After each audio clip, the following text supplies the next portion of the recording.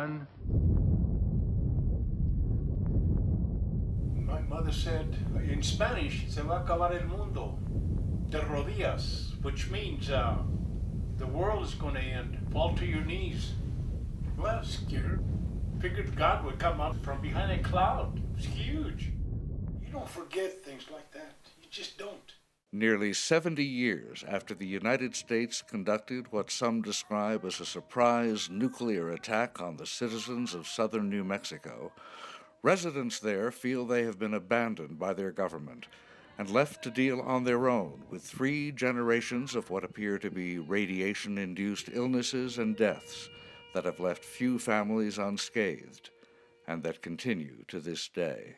Newly discovered documents show that Manhattan Project military leaders and the scientists who designed and detonated the Trinity bomb had little or no regard for the health and safety of the people who lived near the site. They took steps to protect themselves, but not their neighbors. And I'm thinking that somebody said, well, it's sparsely populated, this area. There's a few Hispanic families or Mexican families. There's a few natives. We can spare them, I guess. That there was almost 40,000 residents in the county surrounding Trinity site that were just relegated to nothingness. They treated us then and have since as insignificant test specimens. Even the chimpanzees at Holloman Air Force Base get more respect and more of an outcry from people around the world than we have, the Downwinders of Trinity site. Many of these people, I think, are in a way forgotten guinea pigs. They were sacrificed to national security. Ranchers, citizens of small towns, and the Mescalero Apache community lived in some cases within 10 miles of the first detonation of an atomic bomb on July 16, 1945. And you could tell which side of the cattle was laying toward the Trinity site, because them red, white-faced cows turned cream-colored, kind of a yellowish color. And the pinions up there in that country all turned same color, just a yellowish color.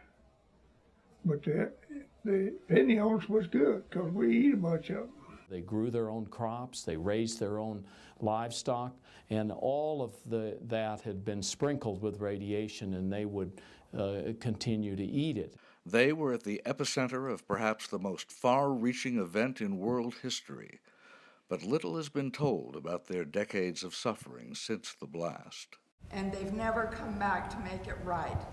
Now it's your generation coming through, and then your children and our grandchildren, our great-grand. This is never going to end. This is going to be here forever, and it's wrong.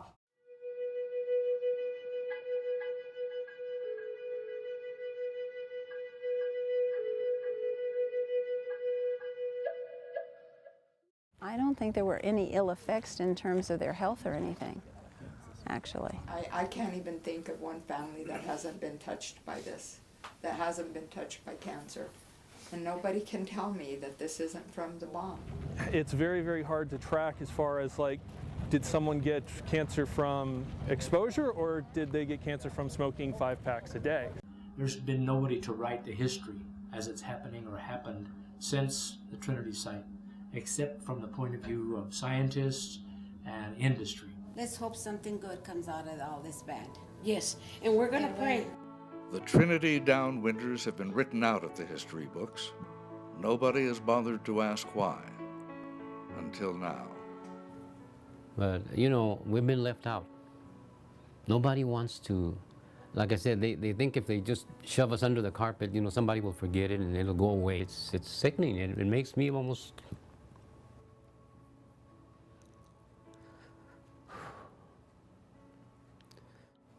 I'm a firm believer that something's wrong here. Something is wrong. Someday, they're going to say, you know, those folks were right. Someday. But how long is that going to be? How many more people have to die?